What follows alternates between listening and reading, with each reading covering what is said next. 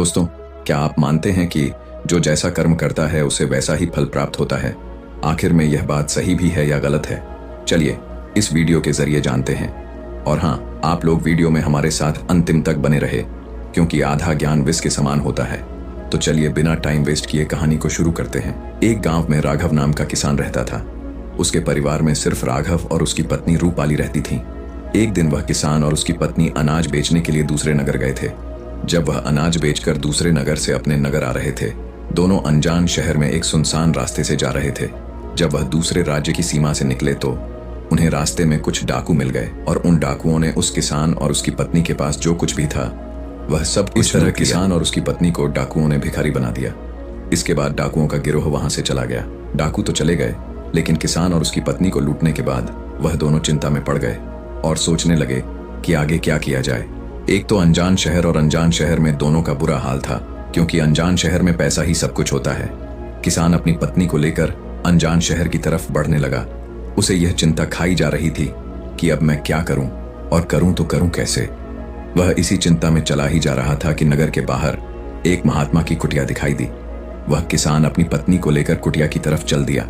जब वह कुटिया के पास पहुंचा तो उसे वहां पर एक महात्मा मिले, जो एक चबूतरे पर बैठे हुए अपने शिष्यों को प्रवचन दे रहे थे। महात्मा को देखकर किसान सोचने लगा, क्यों ना इन साधु महाराज को अपनी समस्या बताऊं, शायद यह मेरी समस्या का कुछ समाधान कर दें। ऐसा विचार करके वह किसान उन साधु महात्मा के पास पहुंच गया और उन्हें प्रणाम किया। फिर बहुत ही विनम्र स्वर में उसने अपनी समस्या उन महात्मा को बताई और कहने लगा, महाराज, यदि किसी तरह आप मेरी पत्नी को किसी सेठ के पास गिरवी रखवाकर मुझे कुछ पैसे दिलवा दें तो आपकी बड़ी कृपा होगी। जब साधु ने किसान की बात सुनी तो उस साधु महात्मा को उस किसान पर दया आ गई। साधु ने अपने परिचित सेठ के बारे में बताया और उस किसान को उसके पास भेज दिया। किसान अपनी पत्नी को लेकर उस सेठ के पास पहुंच गया और उस सेठ से हाथ जोड़कर कहने लगा, सेठ जी, मुझे कुछ पैसों की आवश्यकता है। मेरे पास गिरवी रखने के लिए और तो कुछ नहीं है, बस मेरी पत्नी है। आप मेरी पत्नी को गिरवी रखकर मुझे कुछ पैसे दे दीजिए। मैं उन पैसों से कोई व्यापार करके जल्दी ही आपकी रकम ब्याज सहित वापस कर दूंगा और अपनी पत्नी को आपसे छुड़ा लूंगा। तब तक मेरी पत्नी आपके दिए हुए पैसों में आपके पास गिरवी रहेगी। सेठ ने जब उस किसान की बात सुनी तो वह पैसे देने के लिए तैयार हो गया और पैसों के बदले में किसान की पत्नी को अपने पास गिरवी रख लिया। किसान सेठ के पास अपनी पत्नी को गिरवी रखकर और उस सेठ से कर्ज लेकर व्यापार करने के लिए आगे बढ़ गया। किसान ने उन रुपयों से अनाज का व्यापार शुरू कर दिया। वह अब किसान से व्यापारी बन गया। अब सस्ते दामों में किसानों से अनाज को खरीदता था और दूसरे जरूरतमंद किसानों को महंगे दामों में बेच देता था। इस प्रकार राघव ने उन पैसों से बहुत ही कम समय में अच्छा खासा धन अर्जित कर लिया। जब राघव ने खूब पैसा कमा लिया तो 8 महीने बाद फिर राघव उसी नगर में वापस लौट आया, जिस नगर में वह अपनी पत्नी को उस सेठ के पास गिरवी रखकर गया था। राघव नगर में आकर सीधा उस सेठ के पास पहुंच गया और सेठ के पास पहुंचकर राघव ने सेठ कहा, सेठ जी, मैं 8 महीने पहले अपनी पत्नी को गिरवी रखकर गया था। आप अपना हिसाब करके मुझसे रुपए ले लीजिए और मेरी पत्नी को मुझे वापस लौटा दीजिए। यह सुनकर उस सेठ ने कहा, भाई क्या बताऊं, आज से 3 महीने पहले की बात है। तुम्हारी पत्नी अचानक बीमार पड़ गई और उस बीमारी के कारण तुम्हारी पत्नी की मृत्यु हो गई। मैंने तुम्हारी पत्नी का बहुत इलाज करवाया, अच्छे से अच्छे वैद्य को बताया, लेकिन मैं फिर भी तुम्हारी पत्नी को नहीं बचा सका। राघव ने जब उस सेठ के मुंह से यह सुना तो उसकी आंखों में आंसू आ गए। फिर थोड़ी सी हिम्मत जुटाकर उसने कहा, सेठ जी, जो होना था वह तो हो चुका है। शायद मेरे नसीब में ही ऐसा लिखा था। वह मेरे साथ रहती तब भी आयु पूरी होने पर उसे मरना ही पड़ता। होनी को कौन टाल सकता है। फिर भी आप अपने पैसे मुझसे ले लीजिए ताकि मुझे इस बात का संतोष हो जाए कि मैंने अपना कर्ज चुकाया और अपने कर्ज से अपने आप को और अपनी पत्नी को गिरवी रखने के कलंक से बचा लिया। राघव की बात सुनकर वह सेठ बोला, नहीं भाई, अब मैं तुझसे वह पैसे कैसे ले सकता हूं। जब मैं तुम्हारी अमानत ही तुम्हें नहीं लौटा सकता तो अपना कर्ज वापस लेने का मुझे कोई हक नहीं है। राघव ने बार बार सेठ से अपना कर्ज वापस लेने का आग्रह किया, लेकिन सेठ नहीं माना। फिर राघव जब वहां से निकला तो रास्ते में फिर उसी स्थान पर पहुंच गया जहां पर वह उन साधु महात्मा से पहली बार मिला था। हमेशा की तरह साधु महात्मा अपने चबूतरे पर बैठे अपने शिष्यों को प्रवचन सुना रहे थे। राघव भी मन की शांति के लिए वहीं पर जाकर बैठ गया और महात्मा के प्रवचन सुनने लगा। साधु महात्मा ने जब राघव को देखा तो उन्होंने उसे पहचान लिया और उसके चेहरे पर छाए दुख को देखकर हालचाल पूछने लगे। राघव ने पूरा घटनाक्रम उन साधु महात्मा को बता दिया। वह साधु एक सिद्ध महात्मा थे। राघव की बात सुनकर उस साधु ने कहा, भाई, उस सेठ ने तेरे साथ धोखा किया है। तेरी पत्नी निश्चित रूप से जीवित है। भाई, तेरी पत्नी को या तो उस सेठ ने अपने घर में छुपा लिया है या फिर उस सेठ ने तेरी पत्नी को अपने किसी परिचित के यहाँ दूर किसी जगह पर भेज दिया है। अब तू ऐसा कर, यहाँ के राजा के पास चला जा और राजा के दरबार में जाकर प्रार्थना करना कि राजा साहब, मेरी पत्नी को सेठ से दिलवा दो, क्योंकि इस नगर का जो राजा है वह बहुत ही बुद्धिमान व्यक्ति है। वह निश्चित ही तेरी पत्नी को उस सेठ पर जोर डालकर तुझे दिलवा देगा। उसके दरबार में ही तुम्हारा फैसला होगा। जब राघव ने उस साधु महात्मा की बातों को सुना तो उसमें एक नई उम्मीद जाग गई। राघव उस साधु महात्मा की बात मानकर राजा के दरबार में जाने के लिए चल दिया। राघव राजा के दरबार में पहुंच गया और राजा के दरबार में पहुंचकर राजा से गुहार लगाने लगा, महाराज, मेरी पत्नी को सेठ से मुझे दिलवा दीजिए। महाराज, मैंने सेठ के कुछ धन उधार लिया था। बदले में अपनी पत्नी को सेठ के पास गिरवी रखकर गया था। जब मैं धन लेकर अपनी पत्नी को उस सेठ के पास लेने गया तो वह कह रहा है कि उसका देहांत हो गया है। वह झूठ बोल रहा है। राघव की प्रार्थना सुनकर राजा ने गंभीरता से सेठ को दरबार में बुलाया और उससे कहा, सेठ, क्या यह बात सच है कि यह किसान कुछ रुपयों के बदले में अपनी पत्नी को तुम पास गिरवी रखकर गया था? सेठ ने स्वीकार करते हुए कहा, हाँ राजन, किसान की यह बात बिल्कुल सच है। राजा ने फिर कहा, तुम इसकी पत्नी को क्यों नहीं लौटा रहे हो? राजा की बात सुनकर वह सेठ बोला, कैसे लौटा सकता हूं महाराज? मैंने इस किसान को बता तो दिया कि आज से 3 महीने पहले इसकी पत्नी की मृत्यु हो चुकी है। महाराज, अब मैं धर्मराज के पास जाकर तो इसकी पत्नी को वापस नहीं ला सकता। राजा ने पूछा, कोई गवाह तुम्हारे पास जो इस बात की पुष्टि कर दे कि इसकी पत्नी की मृत्यु हो चुकी है? तो सेठ बोला, जी महाराज, इस बात की पुष्टि वह अच्छी तरह से कर देगा। जिसने इस व्यापारी की पत्नी का इलाज किया था वह 4 व्यक्ति भी इस बात की गवाही दे देंगे जो इसकी पत्नी को शमशान में जलाकर आए थे। उस सेठ ने यह बात इतने आत्मविश्वास के साथ कही कि राजा को भी उस पर भरोसा हो गया। तब राजा ने राघव से कहा, भाई, अगर तुम्हारी पत्नी जीवित होती तो हम तुम्हें अवश्य दिलवा देते। अब तो हमारी भी मजबूरी है। इस प्रकार राजा ने राघव को समझा बुझाकर वापस भेज दिया। राघव फिर से साधु महात्मा के पास पहुंच गया और जो कुछ दरबार में राजा और सेठ ने कहा वह सारी बातें साधु महात्मा को बता दी। यह सब सुनकर उस ज्ञानी महात्मा ने कहा, मैंने राजा को इतना विवेकहीन नहीं समझा था। मुझे दुख है कि उसने तुम्हारे साथ कोई न्याय नहीं किया। उस राजा ने सेठ की बातों पर तो यकीन कर लिया और तुम्हें समझा बुझाकर मेरे पास वापस भेज दिया। अब तुम मेरी एक बात सुनो। तुम एक बार फिर से राजा के पास जाओ और उसे कहना कि सिर्फ 3 घंटे के लिए वह अपनी राजगद्दी पर मुझे बैठने का अधिकार दे।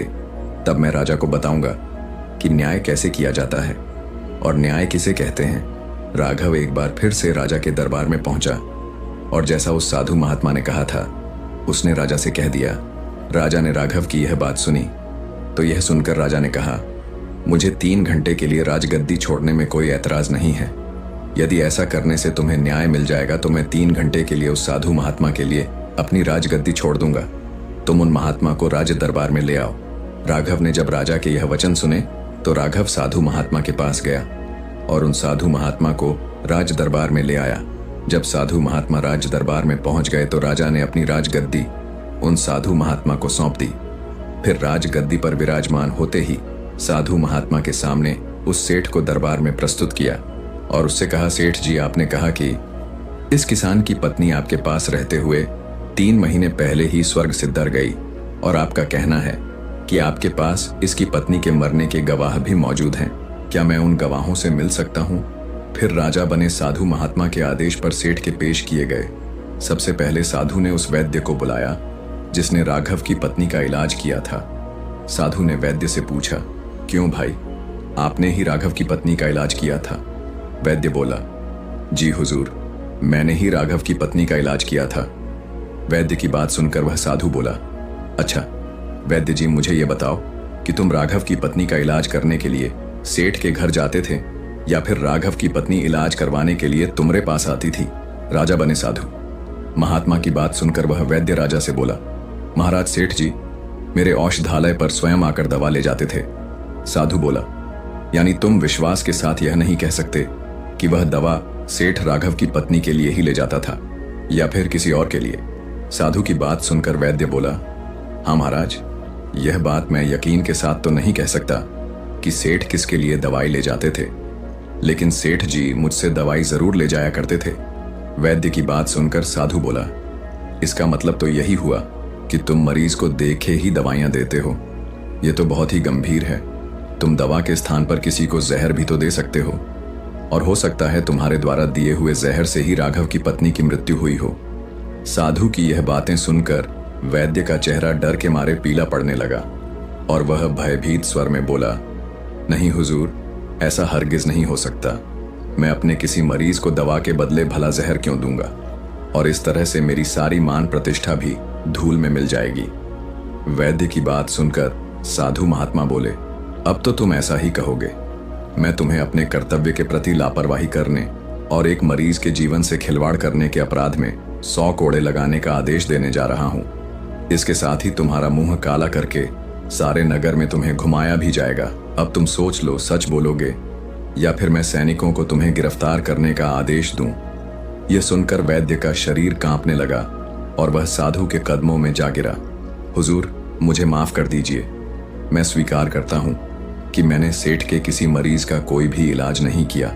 सेठ ने तो मुझे पैसे दिए थे और कहा था कि यदि गवाही की आवश्यकता पड़े तो ऐसा कहकर उसके पक्ष में गवाही देना। बस मेरा इतना ही अपराध है कि मैंने लालच में आकर इस सेठ का प्रस्ताव स्वीकार कर लिया। राजा बने साधु महात्मा ने कहा, वैद्य जी, कुछ भी हो, आपने अपराध तो किया है, इसीलिए मैं तुम्हें झूठी गवाही के इल्जाम में 200 कोड़े लगाने का आदेश देता हूं। साधु महात्मा के आदेश का राजा के सैनिकों ने तुरंत ही पालन किया। सैनिकों ने तत्काल ही उस वैद्य को पकड़ लिया और भरे दरबार में उसे कोड़े लगाने लगे। पहला कोड़ा लगते ही वह जोर से चीख पड़ा और कहने लगा, महाराज, मुझ पर रहम कीजिए, महाराज, मुझ पर दया कीजिए, मैं मर जाऊंगा। हर कोड़े के साथ उसके गले से करुणामय आवाजें निकलने लगी। उसकी चीखें राज दरबार में गूंज उठीं। वैद्य के साथ ऐसा होते हुए देखकर सेठ के गवाह के तौर पर बुलाए गए उन चारों व्यक्तियों के कलेजे दहल गए जिन्होंने राघव की पत्नी को शमशान में जलाने की बात की थी। अब बारी बारी उन चारों गवाहों की आई। साधु महात्मा ने उनसे पूछा, तुम लोगों का कहना है कि तुम चारों ने इस राघव किसान की मृत पत्नी का शव ले जाकर शमशान में उसे जलाकर आए थे। मुझे यह बताओ कि अंतिम संस्कार से पहले जब मृत शरीर को स्नान कराया जाता है, फिर उसे कफन में लपेटकर धरती पर रखा जाता है। स्नान के दौरान क्या तुमने उस स्त्री का मृत शरीर देखा? यह सुनकर उस सेठ के चारों गवाह कहने लगे, नहीं हुजूर, उसका मृत शरीर तो हमने देखा ही नहीं था। जब सेठ जी ने अर्थी तैयार कर ली थी, उसके बाद ही हम उसे शमशान में ले गए और उसे जलाकर आए। उन चारों गवाहों की बात सुनकर साधु महात्मा बोले, और तुमने यह जानना भी उचित नहीं समझा था कि उसमें कोई मृत मनुष्य लेटा है या कोई जीवित व्यक्ति? कहीं ऐसा तो नहीं किसी जहरीले पदार्थ से बेहोश व्यक्ति उसमें लेटा हो और उसे तुम शमशान में ले जाकर जलाकर आ गए हो? यह तो एक बहुत ही गंभीर अपराध है। इसके लिए तुम लोगों को मृत्युदंड की सजा भी दी जा सकती है। वह चारों गवाह वैद्य की पिटाई देखकर पहले से ही भयभीत थे। जब उन्होंने साधु महात्मा के मुख से मृत्युदंड की बात सुनी तो वह सुनकर उनके सभी के हाथ पांव मानो बिल्कुल ही ठंडे पड़ गए। साधु ने विनय भाव से सेठ की तरफ देखा। जैसे ही उस साधु महात्मा ने सेठ की तरफ देखा तो सेठ का चेहरा एकदम काला पड़ गया। साधु ने सेठ से कहा, सेठ जी, तुम्हारे पांचों गवाहों की तो पहले ही हवा निकल गई। अब तुम बताओ कि किसी की इच्छा के विपरीत किसी की पत्नी को जबरदस्ती घर में रखना और अमानत में खयानात के अपराध में तुम कौन सी सजा पाना पसंद करोगे? साधु महात्मा की बात सुनकर उसके मुंह से कुछ बोल नहीं निकल सका। राजा बने साधु ने कहा, सेठ, इससे पहले कि मैं तुम्हें 10 साल का कठोर कारावास की सजा दे दूं, अभी भी समय है कि तुम इस राघव किसान की पत्नी को दरबार में हाजिर कर दो। सजा के डर से सेठ ने तुरंत अपने सेवकों को अपने घर भेजा और सेवकों को घर भेजकर राघव की पत्नी को दरबार में प्रस्तुत कर दिया। साधु ने सेठ से लेकर राघव को उसकी पत्नी सौंप दी और सेठ को झूठी गवाही के अपराध में 5 महीने की कैद की सजा सुना दी। उन चारों गवाहों को भी कड़ी से कड़ी सजा दी गई जिन्होंने राघव की पत्नी का शव शमशान में ले जाने की झूठी गवाही दी थी। दोस्तों, इस कहानी से सीख मिलती है कि जो जैसा कर्म करता है उसे वैसा ही फल प्राप्त होता है। यह एक गहरा सत्य है जिसे न केवल हमारे शास्त्रों में बल्कि जीवन के अनुभवों में भी देखा जा सकता है। हमारे कार्यों का फल कभी ना कभी किसी न किसी रूप में हमें अवश्य मिलता है। यदि हम अच्छे कर्म करते हैं तो अच्छे कर्मों का फल हमें सुख और समृद्धि के रूप में प्राप्त होता है, लेकिन यदि हम बुरे कर्म करते हैं तो उसका परिणाम दुख और कठिनाइयों के रूप में सामने आता है। यह नियम केवल व्यक्तिगत जीवन में ही नहीं बल्कि समाज में भी लागू होता है। उदाहरण के लिए, जब कोई व्यक्ति समाज की भलाई के लिए काम करता है तो समाज भी उसे आदर करता है और मदद करता है। इसलिए हमें हमेशा अपने कर्मों के प्रति सचेत रहना चाहिए, क्योंकि अंततः कर्मों का फल हमें अपने जीवन में दिखाई देगा। दोस्तों, आपने आज इस कहानी से क्या सीखा, आप हमें कमेंट सेक्शन में जरूर बताएं। और हाँ, हमारे चैनल को सब्सक्राइब करना ना भूलें ताकि आपको ऐसी ही और भी प्रेरणादायक कहानियां मिलती रहें।